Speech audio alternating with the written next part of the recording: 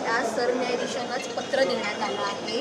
नेमकं या पत्राचा काही उपयोग होईल असं वाटतंय? विधानसभा अध्यक्ष, विरोधी पक्षनेता देखील पत्राचा उपयोग महाराष्ट्रातली विधानसभा, ज्या विधानसभेला विधिमंडळाला त्यांनी आज भेट दिली, त्यामधल्या ह्या मेजर लोकशाहीच्या संदर्भातल्या त्रुटी या निमित्तानं त्यांच्यासमोर विरोधी पक्षांनी मांडण्याचं काम केलं.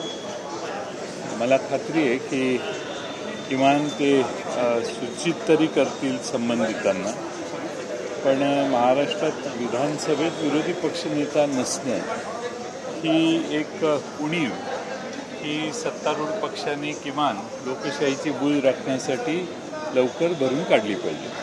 मात्र हे दुसरं अधिवेशन आहे ज्याच्यामध्ये विरोधी पक्षनेतेपद नाही आहे. तिसरं वारंवार मुद्दामून हे केलं जात आहे का विधानसभा अध्यक्षांकडून? तुम्ही त्यांना अनेक वेळा पत्र देखील लिहिलं आहे. विधानसभा अध्यक्षांचं असं म्हणणं आहे की मी लवकरात लवकर देतो. त्यांनी सभागृहातही सांगितलं 4 महिन्यानंतर तुम्ही मला पत्र दिलं. संकेत काय आहे? सर्वात मोठा विरोधी पक्ष जो असतो, जो आता शिवसेना आहे, त्यांचा जो गटनेता असतो त्याला विधिवत विरोधी पक्षनेता करणं आवश्यक होतं. ते करत नाही तसं पाहिल्यानंतर मग सभागृहाने ते पत्र विरोधी पक्षाने त्यांना ते पत्र दिलं.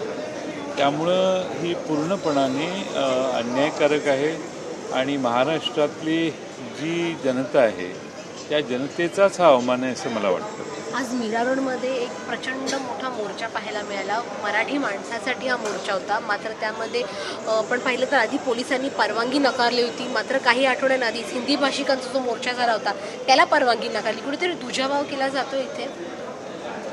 हिंदी भाषिकांची मोर्चा निघाला त्याला परवानगी दिली, मात्र मराठी भाषेसाठी जो मोर्चा काढला त्याला परवानगी नाकारली.